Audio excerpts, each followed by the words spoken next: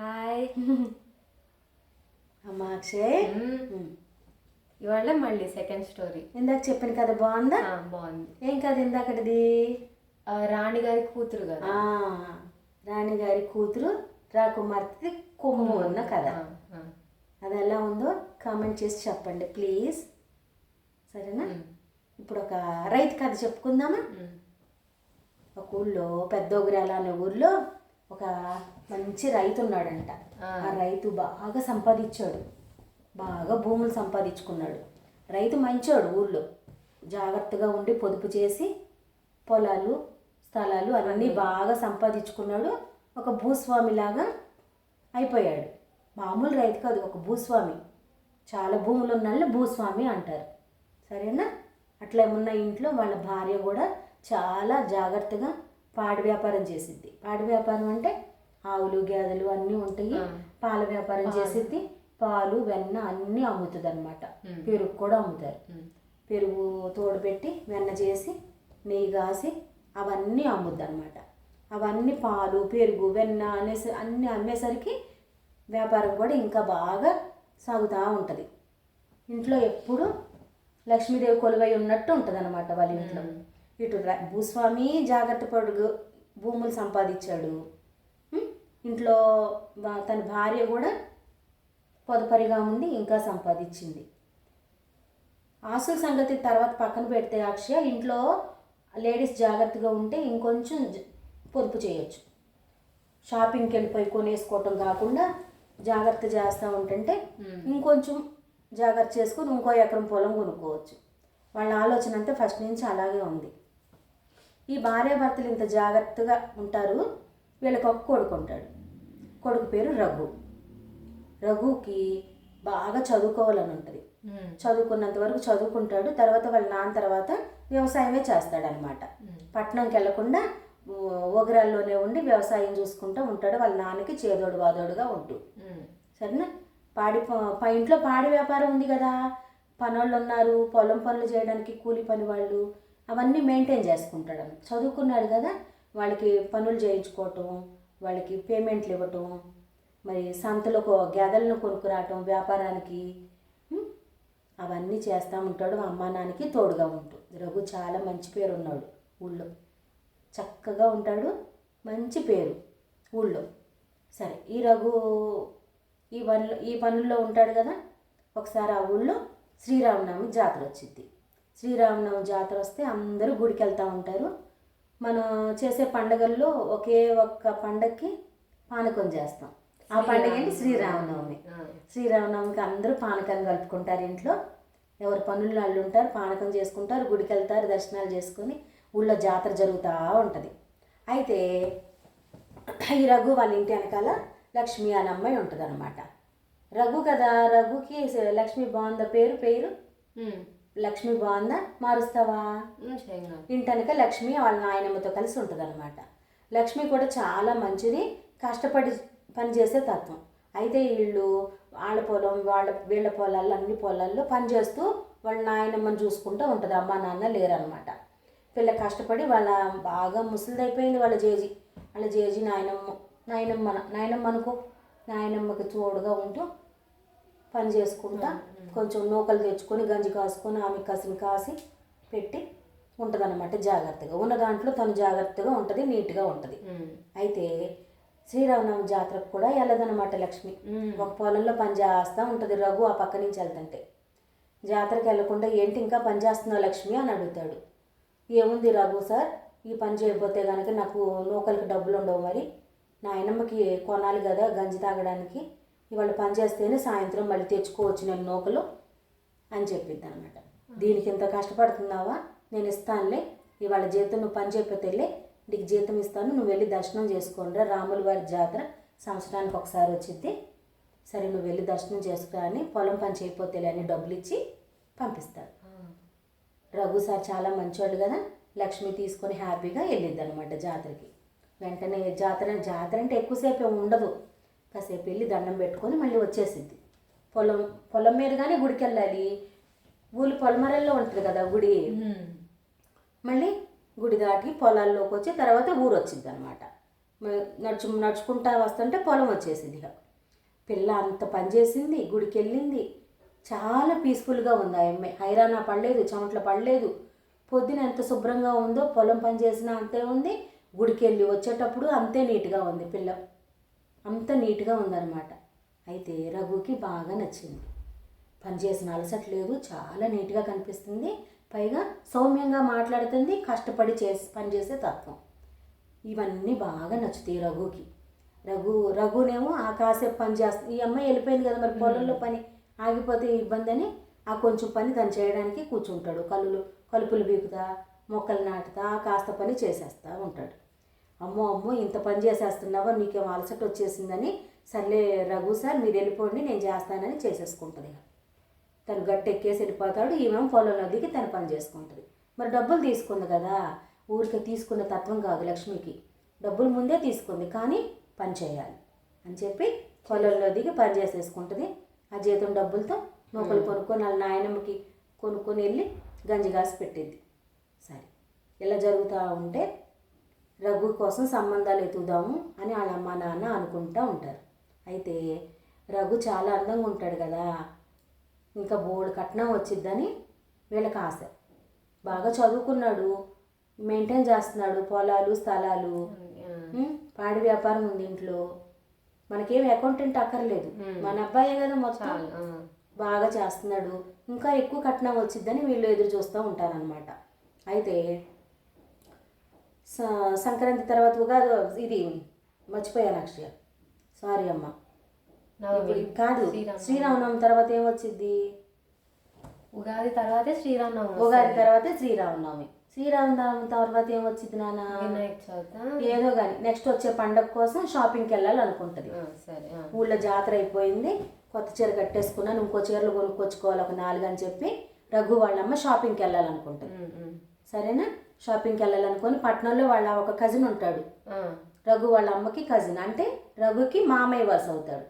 ఈ వరుసతో వెళ్ళి అక్కడికి వెళ్ళి పట్నం వెళ్ళి వాళ్ళ జతతో షాపింగ్కి వెళ్ళాలనుకుంటుంది. షాపింగ్కి వెళ్ళి వాళ్ళ అమ్మాయి ఉంటుంది అక్కడ, వాళ్ళ అన్నయ్య వాళ్ళ అమ్మాయి ఉంటుంది అక్కడ, రఘు వాళ్ళ మామయ్య కూతురు ఉంటుంది అక్కడ కూడా. అయితే తను పట్నంలో చదువుకోవటం వల్ల ఫ్యాషన్గా ముస్తాబాయి ఉంటాం, ఫ్యాషన్గా ఉంటాం, వాళ్ళని వీళ్ళని ఇసురుకుంటా పనులు చేపిట్టు అట్లా ఉంటుంది అనమాట. సరే పిల్ల ఎట్లా ఉన్నా సరే పిల్లకైతే బోల్డ్ కట్నం ఇస్తారు, 5 లక్షల కట్నం దాకా వచ్చింది. ఆ రోజుల్లో 5 లక్షలు అంటే బాగా కట్నం ఇచ్చేసినట్టు అనుకొని ప్లాన్ చేసేసుకుంటుంది. తిను మైండ్లో పెట్టేసుకొని ఒక మాట అనిపించుకొని, అన్నయ్య అమ్మాయిని నేను తీసుకెళ్తాను, నాకు భలే నచ్చేసింది, మన ఊళ్ళో పొలాలు స్థలాలు కూడా చూపిస్తాను, మన రఘుకి చేసుకోవాలనిపిస్తుంది. అమ్మాయి కూడా ఒకసారి రఘుని చూసిద్ది, ఏమైంది మేనత్తింటికేగా వస్తే ఏం కాదు అని వాళ్ళని ఒప్పించి తీసుకొచ్చేసింది. పిల్ల కూడా అత్తాయి అనుకుంటా బట్టలు సర్దుకొని ఒక 5-6 వచ్చేసింది. వచ్చేసిన కాడి నుంచి పనులను అరవటం, తిట్టడం, ఆ పని చేయాలా ఈ పని చేయాలా, ఇంట్లో అక్కడ చేసేది కదా పట్టణంలో సిటీలు, అరవటం, ముస్తాబు చేసుకోవటం. ఇక వెన్న తీస్తేనేమో అమ్మడానికి లేకుండా ఒంటికి పూసేసుకోవటం, మేకప్పుల కోసం మర్దనా చేసుకోవటం, అంతంత నెయ్యి వేసుకొని తినేయటం, ఇడ్లీలోకి ఉప్మాలోకి అన్నీ నెయ్యిలు వేసుకొని తినలేదు. అట్లా వాడేస్తుంటే ఇక అమ్ముకోవడానికి ఉంటుందా, ఇంట్లోకి మిగలటల్లా. ఇక కష్టంగా తోచిద్దనమాట రఘు వాళ్ళ అమ్మకి. ఇదేమిట్రా ఇట్లా చేస్తుంది, నాకు కష్టంగా ఉంది దేవుడా అనుకుంటుంది. సరే ఇది ఇలా జరుగుతూ ఉండగా రఘు అంటాడు, అమ్మ వెనక్కి ఇంట్లో లక్ష్మి బాగా పనిచేసిద్దమ్మా, లక్ష్మిని చేసుకుంటాను, మంచిది నీట్గా ఉంటుంది, తను కూడా గౌరవంగా ఉంటుంది, మనం అంటే ఇట్లా అథారిటీ చేయదమ్మ, చాలా మంచిగా ఉంటుంది పని వాళ్ళతో కూడా, ఇలాంటి అమ్మాయి అయితే బాగుంటుంది మనకి, చూస్తున్నావుగా ఎలా చేస్తుందో మామయ్య కూతురు అంటాడు. వీళ్ళేమో అట్ట వద్దు, ఇదైతే కట్నం వచ్చింది, ఎకరం 1,00,000 పెడితే 5 లక్షలు కట్నం వచ్చిందంటే మనకు 5 ఎకరాల పొలం వచ్చింది, ఎట్లయినా సరే ఈ సంబంధమే కుదురుద్దాము అనుకుంటారు. సరే అని మీ నాన్నతో చెప్పు కావాలంటే, నాకైతే ఇలాగే ఉందంటది. నాన్న దగ్గరికి వెళ్తాడు రఘు. నాన్న దగ్గరికి వెళ్ళి అమ్మ ఒప్పుకోవట్లేదు నాన్న, మరి నాకేమో వెనకింట్లో లక్ష్మిని చేసుకోవాలని ఉంది, వెనక బజార్లో లక్ష్మి చాలా మంచిగా ఉంటుంది, ఇప్పుడు ఈ అమ్మాయిలాగా అరవదు అని చెప్తాడు.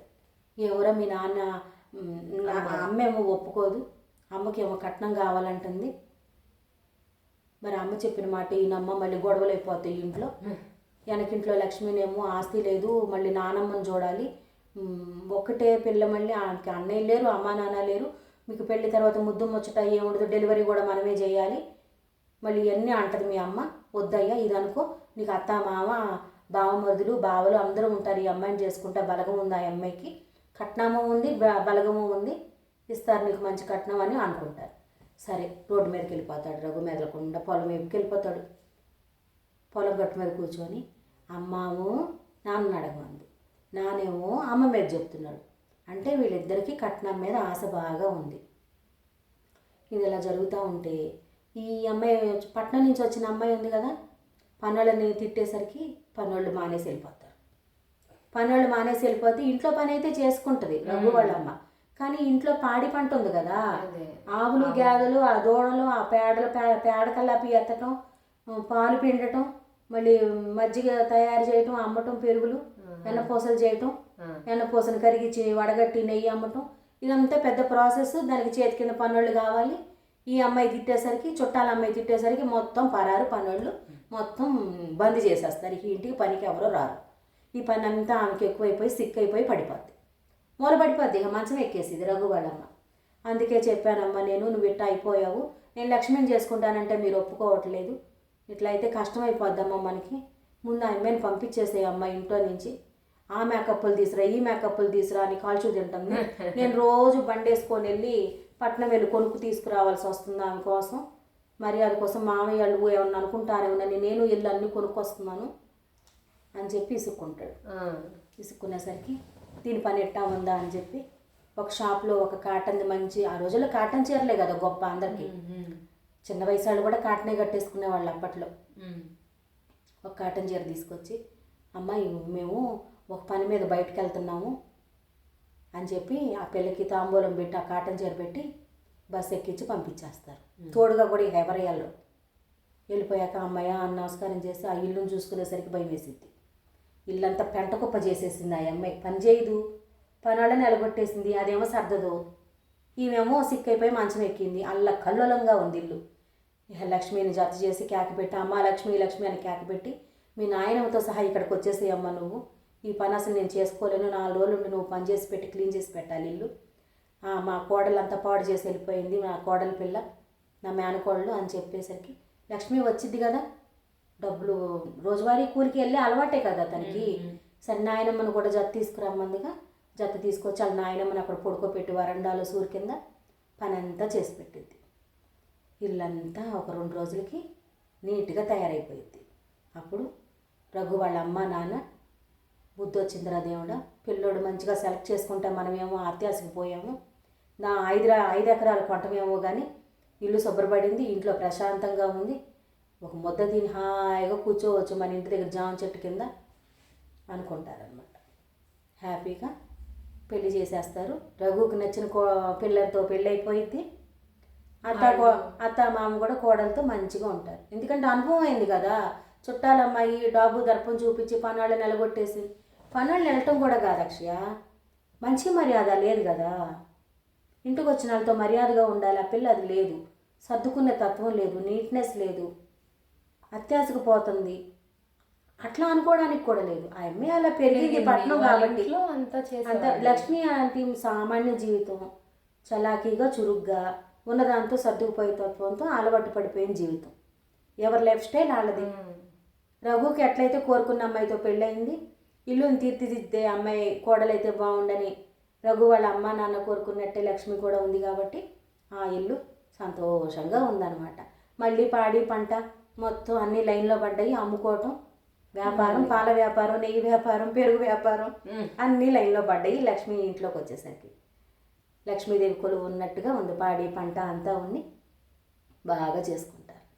సంక్రాంతి పండుగ కూడా వచ్చింది, అందరికీ బాగా పనులందరికీ బట్టలు పెట్టుకుంటారు. లక్ష్మిని నుంచోబెట్టి, లక్ష్మి ఒకప్పుడు పని చేసింది కదా వాళ్ళ పొలాల్లో, ఇప్పుడు ఇంటి కోడలుగా తన చేతి మీద కూలోళ్ళందరికీ వాళ్ళ రఘుని పక్కన పెట్టి భార్యాభర్తల చేతితో బట్టలు ఇప్పించింది పనులందరితో. సంక్రాంతి పండుగ పాడి పంటతో బాగా చేసుకుంటారు.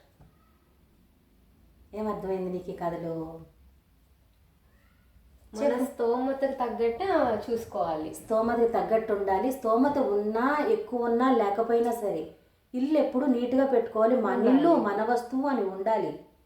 ఆగం చేయటం, వచ్చిన వాళ్ళకి మర్యాద లేకుండా వాళ్ళు పారిపోయేలాగా చేయటం, పనోళ్ళని కాదు చుట్టాలని కాదు, ఎవరికైనా సరే గౌరవం ఇచ్చి ఉండాలి. అప్పుడే మన పేరు ప్రతిష్టలు ఊరంతా చెప్పుకుంటారు. అవునా? ఇప్పుడు బయటికి వెళ్తే ఆ పిల్ల బంగారం అని చెప్పుకోవాలి. అట్లా ఉండాలంటే మనం మంచి పలకరింపు ఉండాలి ఎవరితోనైనా సరే. అదనమాట. మంచిగా పలకరిస్తే మన పేరు ప్రతిష్టలు వాళ్ళ నుంచి పనోళ్ళే కదా అంత ఊళ్ళో చెప్పేస్తారు. ఆ అమ్మ మంచిది, ఈ అమ్మ బంగారం, అన్ని మజ్జిగ పోసిద్ది, నాకు కడుపు చల్లగా ఉంటుంది, నాకు అట్ట తాగితే దయగల తల్లి అని చెప్పుకుంటారు. అట్లా అదనమాట. కథ కంచికి మనం ఇంటికి. కథ ఎప్పుడు కంచికి వెళ్ళిపోవాలి, మనం ఎప్పుడు మన ఇంట్లో ఉండాలి. నా బంగారు తల్లి అమ్మిది. కథ నచ్చిందమ్మా, కథ నచ్చింది ఫ్రెండ్స్. మా అమ్మాయి బొట్టు పెట్టుకుంది. మా అమ్మ బొట్టు పెట్టుకుంది. వాళ్ళ ఎంత బాగుందో మా అమ్మ బంగారు చూడు, బొట్టు పెట్టుకుంది చక్కగా ఉంది. చాలా బొట్టు పిల్లలు ఉన్నాయి, పెట్టుకోవట్లే. ఫ్యాన్సీ కలర్స్ ఎన్ని ఉన్నాయో, పెట్టుకోమంటే పెట్టుకోవట్లే. చొక్కా వేసుకుంది వాళ్ళ మా అమ్మ, కుచ్చులు చొక్కా వేసుకుంది. కుచ్చులు చొక్కా బాగున్నావు, చిత్తలి బాగుండాలి. నాదేముంది, అమ్మ ఎలాగైనా అయిపోయింది.